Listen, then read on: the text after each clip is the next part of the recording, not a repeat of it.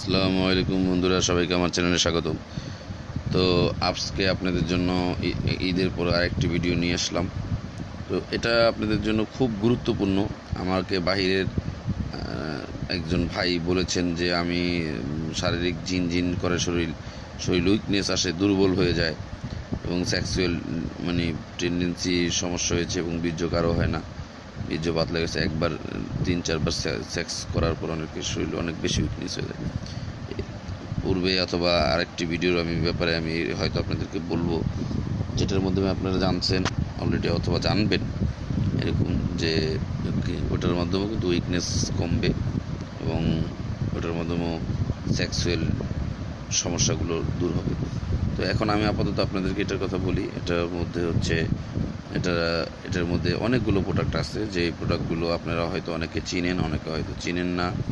তো প্রোডাক্টগুলো খুবই গুরুত্বপূর্ণ এবং খুব দরকারি, প্রয়োজনীয় হার্বস। এটার মধ্যে আছে, এটার মধ্যে ইসুপগুলের ভুসি এবং ইসুপগুল আছে, তালমাখানা, শাহিদানা আছে, কালিজিরা আছে, সাগু দানা। তো এরকম আপনাদের দেখুন অনেকগুলো মিক্সচারের মাধ্যমে এটা আছে। তো এটা একটা মিক্সচার বলা যায়। এই মিক্সচারটা আপনারা পাশাপাশি মিক্সচারটার মধ্যে যেভাবে খাওয়ার নিয়ম, যদি পানিতে খান তাহলে 1 থেকে 2 চামচ করে নেবেন। 1-2 চামচ করে 1 গ্লাস পানির মধ্যে চুবিয়ে রেখে দিবেন। সকালে খালি পেটে খেয়ে ফেলতে পারেন। তো এটা খেলে আপনার যেটা হবে সেটা হচ্ছে, যাদের শরীরে কষা থাকে, শরীর অতিরিক্ত তাপ থাকে, হাত পা জ্বালাপোড়া থাকে, তাদের ক্ষেত্রে এটা খুব ভালো কাজ করবে। আর যাদের সমস্যা আছে, যে না ওরকম সমস্যা না, সমস্যাটা হচ্ছে শরীরের যাদের সেক্সুয়াল টেন্ডেন্সি কম, প্লাস যাদের বীর্য আরও কম, সেক্ষেত্রে কী করবেন, একই জিনিস আবার বীর্য করার কাজও করবে। সেটা হচ্ছে এই জিনিসটা আপনারা তখন দুধের সাথে মেলাবেন, গরম দুধের সাথে দিবেন 2 চামচ থেকে 3 চামচ দিয়ে এটা রেখে দেবেন 1 গ্লাসের মধ্যে। রেখে দিলে এটা ঘন্টা 1-2 রাখার পরে দেখবেন আস্তে করে ফুলে উঠেছে। যদি এটা ফুলে ওঠে এবং এটা পরিপূর্ণতা লাভ করে, এইসবগুলো ভুসি এবং সাগুদানা, তোকমা দানা, এগুলোতে সবই আছে, এগুলো যদি পরিপূর্ণতা দেখা দেয় তখন আপনারা এটা খেয়ে ফেলবেন। এটা রাতে এবং সকালে 2 বেলা খেতে পারবেন। এটা কন্টিনিউ চালানো যাবে, শরীরে কোনো রকম পার্শ্বপ্রতিক্রিয়া আসবে না, কারণ এটাতে আছে বীর্য গাঢ় করার মতো তালমাখানা আছে, শরীর ঝিনঝিন করার সমস্যা দূর করার জন্য শাহিদানা এবং ইসুপগুলের ভুসি আছে, যা পায়খানা ক্লিয়ার করবে, প্লাস আপনার স্টোমাককে সবসময় পরিষ্কার রাখবে। আছে সাগুদানা, যা আপনার শরীরে দুর্বলতার কাজ করবে।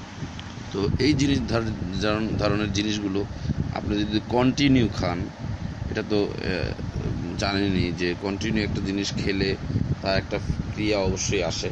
তো এটা কন্টিনিউ কেউ যদি মাস 2 খেতে পারেন, আস্তে আস্তে আমি আশাবাদী আপনাদের সেক্সুয়াল যে বীর্য গাঢ় করার যে সমস্যাটাতে ভোগেন, এটা কিন্তু ক্লিয়ার হবে।